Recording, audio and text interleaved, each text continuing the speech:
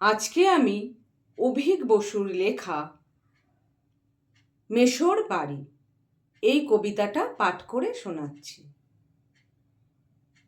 কলকাতাতে 2 কাঠাতে করেন বাড়ি মেসো, বাড়ি তো নয় স্বপ্নপুরী, পারলে দেখে এসো।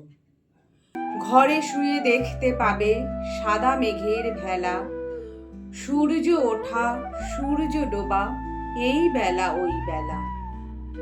পূর্ণিমাতে পূর্ণ শশী অমানিসার তারা, কল্প লোকের স্পর্শ পাবে সেথায় যাবে যারা। শীতকালেতে রোদের আমেজ, চোদবো শেখের ঝাঁজ, বর্ষাকালে ঘরে বসেই দেখবে মেঘের সাজ। সকাল বিকাল আসছে মানুষ দেখতে মেসোর বাড়ি, কেউ বা আসে পদব্রজে, কেউ বা চেপে গাড়ি।